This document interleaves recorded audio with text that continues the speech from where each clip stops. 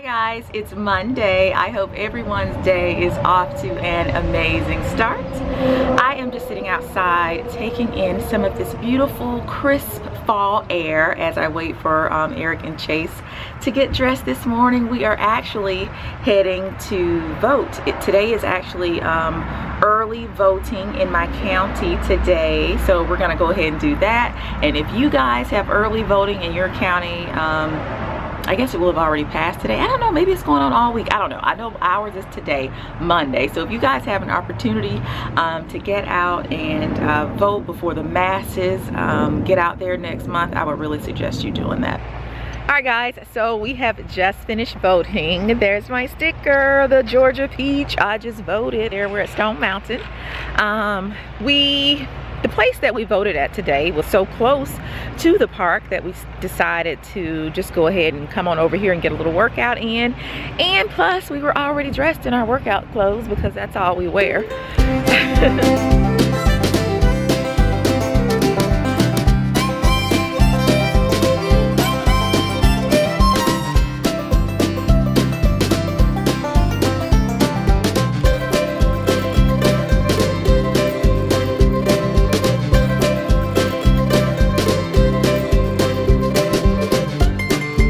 So Eric just left for his work trip.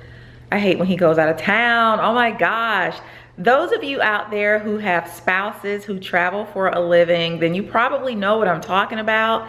It's like when you're so used to, you know, your husband or wife even being in the house with you all the time. Eric works from home, I'm home all the time. The three of us are here, Chase, you know, we're just so used to, you know, being around each other. So when Eric has to leave to go out of town, we just hate it. But thankfully, he's only going to be gone for, what, 1 day. So he'll be back tomorrow, I know. But now I have to find something to kind of keep myself busy. And, you know, Chase is at that teenage stage where he's not really trying to hang out with his mom right now. So I have to find stuff for me to do. So I'm going to be getting my sew-in installed in a couple of days. She actually comes here to the house. I'll leave the link for the video too, where I was talking about just a hair rant and just how unprofessional, you know, the hairstylist can be with the overbooking, double booking, triple booking even. And in my case, when I did the rant video, the hairstylist didn't even show up. So I was really fortunate that I was able to find someone who would actually come here to the house and do my hair. She's really, really good. I love her. So what I'm getting ready to do now, you know, since I have the day to do nothing, I'm gonna color some hair for her to install for me when she comes. I've never actually used this kind of color before. I typically use on my hair under here, I'll use just like a semi, you know, permanent rinse, but I went by Sally's today and I picked up all of this permanent hair color here, and from what the girl was telling me, you actually need like developer and stuff with this. So I bought the developer. You know, when you go to Sally's, sometimes they're not a whole lot of help. So I'm not even sure if I got the right developer. So we'll see. But this is a look at the hair. I have one bundle of, this is a, what is this? It's a wavy texture. It's a wavy texture. I'm not really sure the name of it. But this is an 18 inch. This is a 20 inch. And I washed this bundle and then these two bundles right here on yesterday. And they're nice and dry and clean. I forgot I had this one, so it's wet. And I'm not even sure if you can put this color on here wet. But I don't know. We'll see. I need to read the directions. But this is an 18 inch. That's a 20 inch, and then this is 2 22s. And as you can see, I've covered the island here so that I don't make a mess and get any dark hair color. All up here, I have all of my supplies.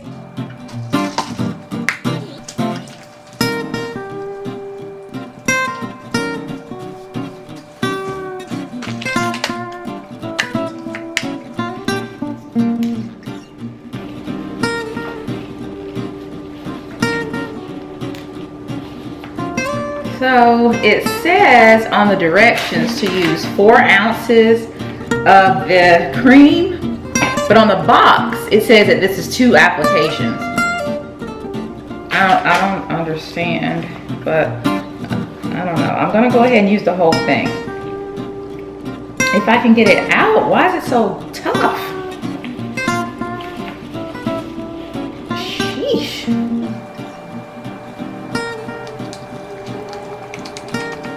So it's all colored. It took me about 30 minutes because I used all 4 boxes of the hair color. And is it just me, or is it extremely hard to get the color out of the tube? Like, it took all of my strength to squeeze the color out of the tube. But anyway, here it is. I have it all colored. I even colored, this was the bundle here that was wet. I went ahead and colored it anyway. It's probably not gonna turn out right, but we'll see. I didn't wanna have to clean everything up only to have to tomorrow take everything back out again and make this mess again. Like, this is a mess. So I just wanted to go ahead and do all of it now. And so now what I'm doing is kind of cleaning up all of my little utensils and stuff that I use to color the hair. So I'm gonna finish doing that, and I think I'll leave the color on for maybe 40 minutes. I don't know if that's too long, but I don't know, we'll see. I think I'm gonna do 40 minutes. So you remember when I told you guys that I was gonna go see a therapist to get some help to work on my anxiety disorder, you know, for when I go to the hotels, my little hotel phobia. So I went, and yeah, after leaving the therapist, I needed to see a therapist for the damage that had been done to me at the therapist, okay? It was a complete and total disaster. So when I got there, I was early, just a little early. So I actually, you know, had to wait in the waiting room. The waiting room had 1 sofa, okay? 1 sofa. It was leather. I hate leather sofas. It was old. Who wants to sit on an old leather sofa? And I had to nestle myself in between 2 of the most smelly guys I've ever met in my life. To make a long story short, the therapist that I ended up at was basically a pill mill, okay? He didn't really, you know, help out with any of your disorders or problems or anything like that. He just wanted to give me pills. Well, you know, if you guys remember, I, you know, was given some pills from, you know, prescribed some pills by my primary care physician, and I never took them. I didn't want to start taking Lexapro and anything like that. But anyway, guys, we're about to head into the tennis center, guys. And Eric, Chase, and I are actually at the park. We need to get a couple of recommendations for Chase's little admissions packet. So let me finish this story when we come out. So this is the tennis center. All right, we for a time were like permanent fixtures at this place, but like I said, we are in here getting a couple of recommendations for Chase. The schools that we are applying to actually request that we have some letters of recommendation. So we're here just getting a few items to put in his portfolio. But yeah, this is the tennis center at Piedmont Park. I think these are the Georgia State students behind me right there, out there practicing right now. But we love the instructors up here. We've been coming here for so long, they all know us. But yeah, so we got our letters. So what we are going to do now is continue on our walk. And once we get back outside, I'll finish telling y'all about my whole therapist issue. It's just ridiculous, ridiculous. All right, guys, sorry about that. So anyway, I go to the therapist's office, right? And I was there just a few minutes early. So I had to wait in the waiting room. So in the waiting room, there was 1 leather sofa. I hate leather sofas, okay? The leather sofa was just really torn up and raggedy. And the only seat was in the middle of 2 of the smelliest guys I'd ever smelled. So can I interject? In my life. Eric, you see me telling my story. What is it? I have to interject because I have to explain some stuff. So you have a phobia Yeah, I'm telling them I have a hotel phobia. Well, leather sofas are squishy, and I don't like squishy furniture. You see what I have to live with? Are y'all hearing this logic? I hate squishy furniture, and then it was all cut up. Leather furniture. So you didn't like the cracks? It cracks. Oh my gosh! And then I had to sit in between those two guys, and they smelled. Oh my gosh, they smelled so bad. And the whole time I'm sitting there, I'm like flipping through a magazine trying to figure out the best way to get out of there. Because by that time, the therapist had kind of walked by, and so he'd seen me. And I was like, okay, I could go out this door, but if I go out the door, he's gonna see me, and even he might, you know, open the door and be like, wait, where are you going? You know what I'm saying? So I was like, man. And so you're, just to clarify, your fear of the leather sofa, the cracks in the sofa harbor disease. See, y'all see how Eric kind of trivializes my phobias, you know. Anyway, come to find out, this particular therapist is a pill mill, okay? Was not able to help me with a doggone thing. Like, people are still out in the park today in shorts, and I'm like in tank top, you know. This weather is just great. I'm just kind of afraid that we're gonna have to pay for it in a couple of months. But do you guys like our Atlanta skyline back there? Oh my gosh, I just love working out at Piedmont Park. This is the most beautiful park. I mean, we love Stone Mountain too. We were just at Stone Mountain, what, yesterday? But there's just something about working out in the city. I just love it. And I love that we are so close to the park. We actually get to come down and, you know, hang out and work out here quite often.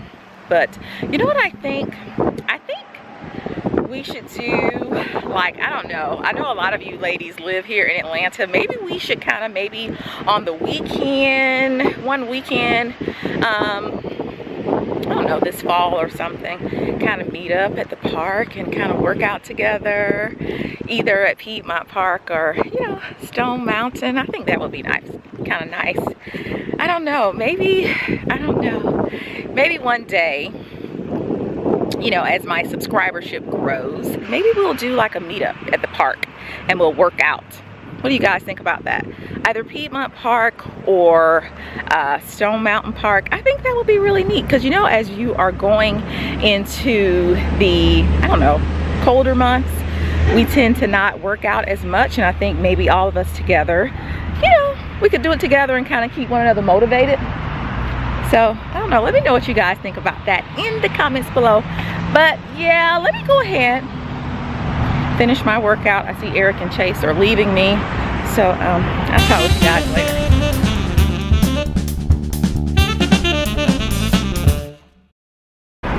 Chase and I are going up into Dick's Sporting Goods to look for some golf clubs.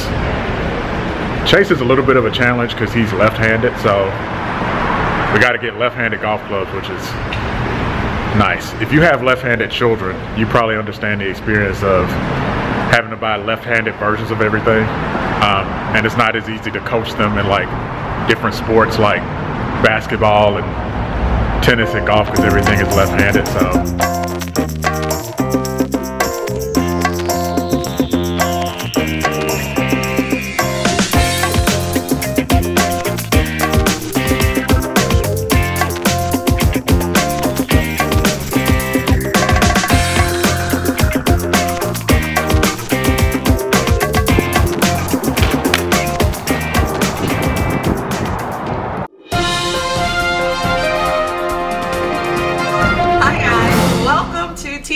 with Tan and Eric. Look who's back. Look who's back. Remember the other day I told you guys that he was out of town, so he's back just in time for this tea time. Eric, how was your trip? Tell them where you went. It was good. It was a work trip. Yeah, I'm exhausted. That's why I have on sunglasses, because I look tired. I was in Washington D.C. For work all this week. It was pretty fun. I got a chance to eat at Ben's Chili Bowl, which is like a landmark in D.C. It's like hot dogs and chili. So I wanted to go. I ate there. I kind of was comparing it to the Varsity, which is like our version of Ben's Chili Bowl here in Atlanta. I thought it was pretty good. Yeah, if you guys live in Atlanta, I'm sure you've been to the Varsity. So the Chili Bowl, why is it so famous? It's a landmark that got opened in it like 1958. It's near Howard University. It's kind of been a staple in the black community there. I think Obama ate there, but it's all, there's like 3 or 4 locations. But it was good. It was not a disappointment. No. So yeah, when we picked Eric up, we actually went to grab some dinner because he got in kind of late, and we went to Earl of Sandwich. The Earl of Sandwich, it's real popular. If you go to Disney World, they have one there at Disney Springs, and there's 1 or 2 in Vegas too. Okay. They're not a lot of them, but they're pretty good sandwich places. Yeah, real good. And if you go to the one in Disney, you'll see that it is always just packed. Like super packed, but it's worth it. Really good sandwiches. So, you know, we had one open up here in Atlanta, so we decided to go there on yesterday to check them out. And I have to say, it was lackluster. Yeah. The sandwich that I get is the holiday, and if you like turkey and dressing and cranberry sauce and gravy, it's all on one sandwich, so it is just like amazing. Which is gross to me, like cranberry sauce and turkey on a sandwich. What are we doing? It's worth it. Try it out. But this one here in Atlanta, I don't know if yesterday they were having an off day. It is new. It's in Phipps Plaza, which is like one of our better malls here. It is brand new, but it wasn't. So maybe they're working out the kinks. I'll say we'll give them maybe I don't know, 1 or 2 more tries, but we'll see. But anyway, we just want to talk about that. So glad to have Eric back. So what's trending? What was trending like on? All right, so while I was gone. While he was gone, I don't know. We had recorded it before he left, but we didn't have an opportunity to watch it. But so we watched it, and when he got back, and it was the whole Dr. Dre and michel'le thing. Oh, Surviving Compton. Yeah, Surviving Compton. So, for those of you who don't know who Dr. Dre is, you know, who don't know who Dr. Dre is? Everybody got the head. Well, that's what I was gonna say. If your kids have Beats, the headphones, that's Dr. Dre. All right, so. Let me explain it, because I grew up listening to NWA.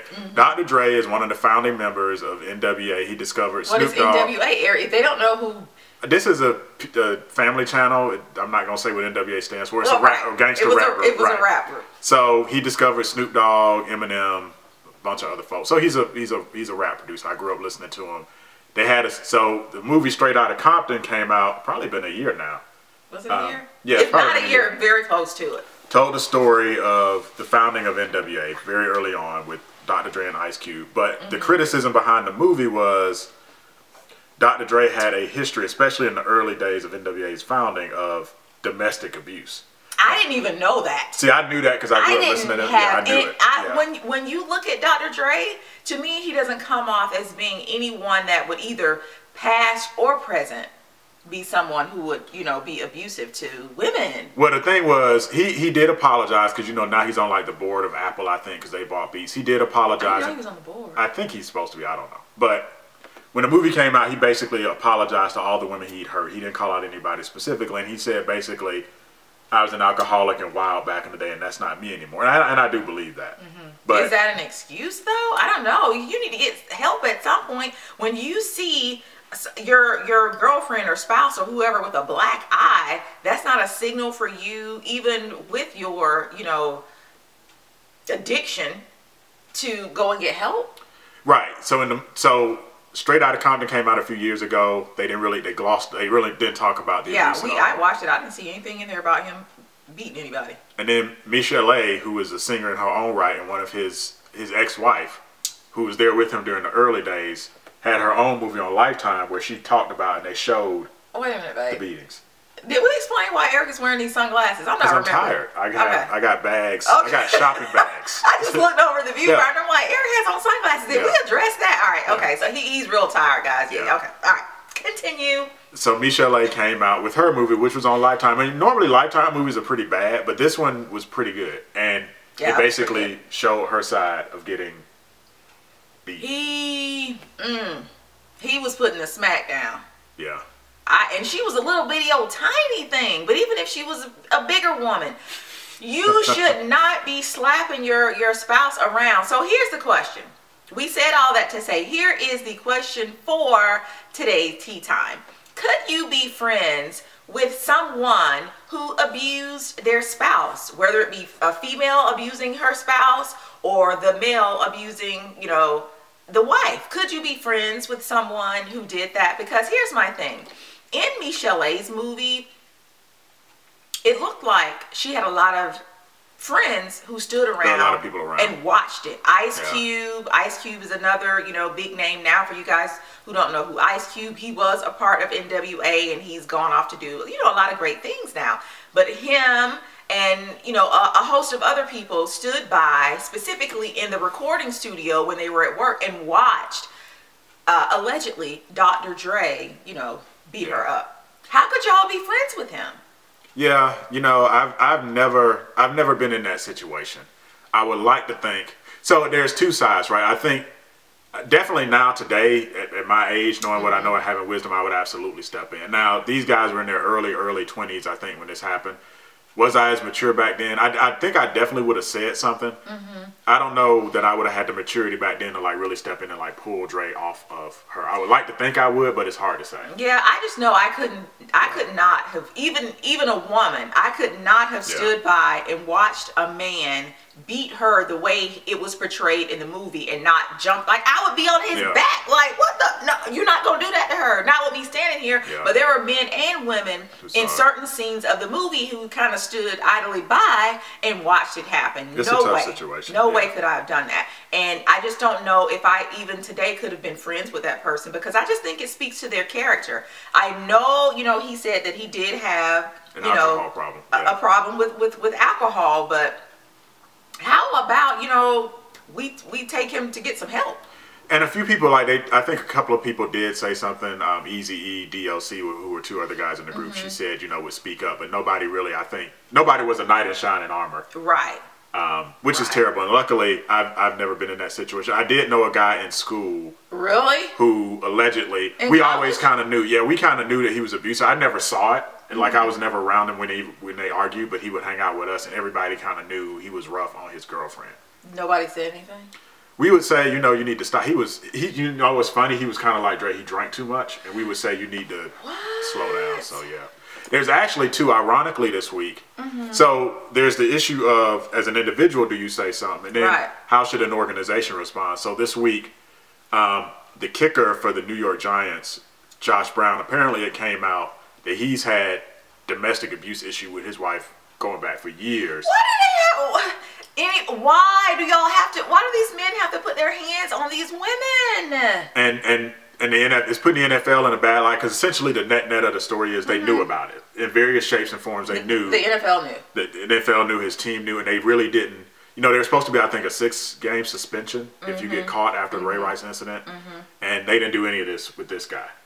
Terrible. Yeah. So the NFL is catching a lot of heat, and then it's bad for the NFL because the NFL's ratings are really dropping, and one of the things they're trying to do is attract more women viewers. And so, yeah, so again, the question is, guys, I would be really curious to know, you know, what you guys think about this. So please leave a comment. Could you be friends with someone who abused their spouse? You knew about it. Could you just, all right, we're going to, you know, we're going out to dinner on Friday, knowing, you know, they're going to beat the girl up or the whoever, you know, when they get back home. It's a terrible situation. I couldn't do it.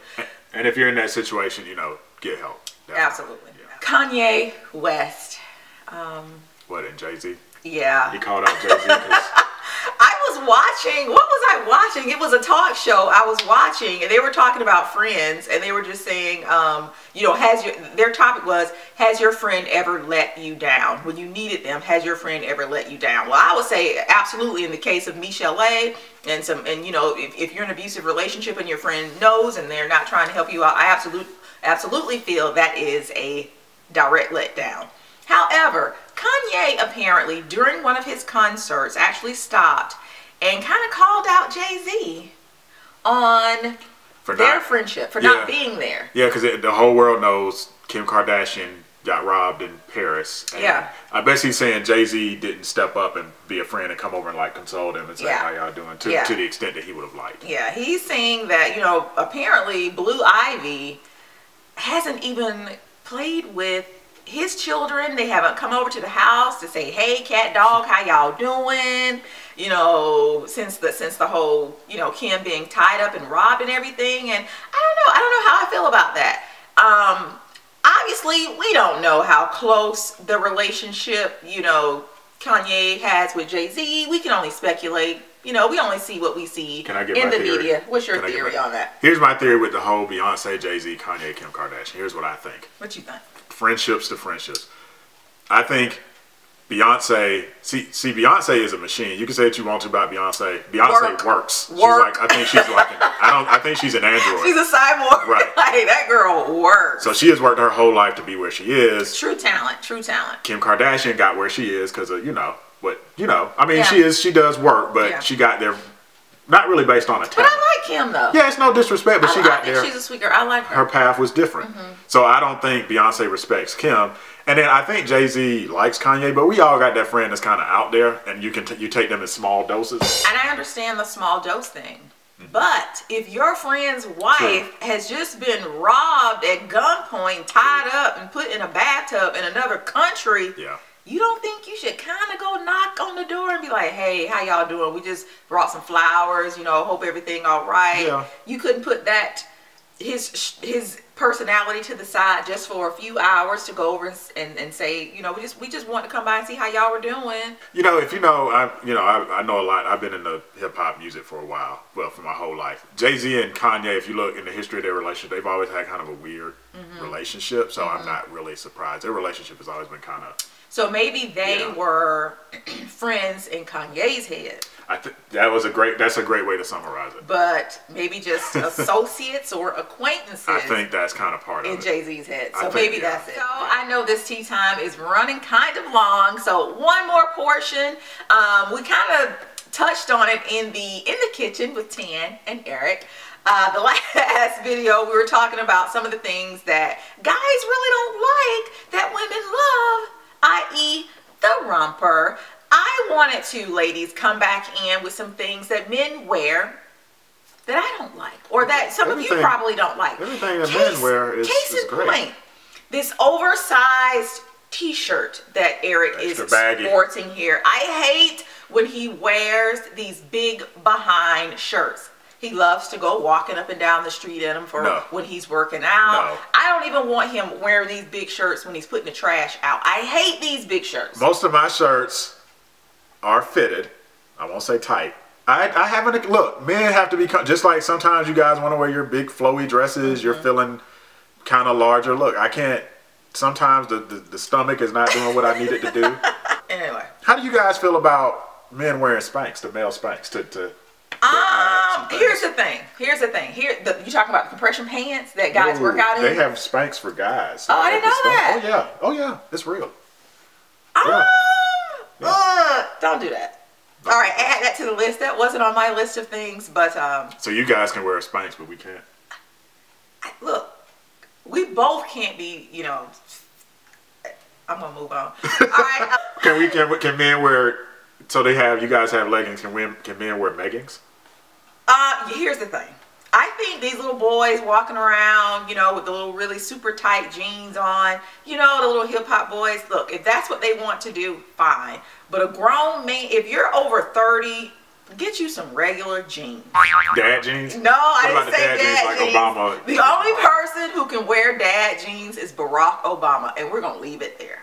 What about, all right, so that's the skinny jeans. I'm talking about the straight up like yoga pants. Like we've seen guys jogging in like just straight up yoga pants. What about that? All right, so look. With no short, I'm not talking about I need them covered. I need them covered. Y'all, that's too much information for me. All right, I don't want to see you. And he's right. We have seen in the parks, jogging on those busy streets, dudes wearing straight up compression pants with just everything out for the world to see. I don't want to see the package. I don't want to see all that. The FedEx package.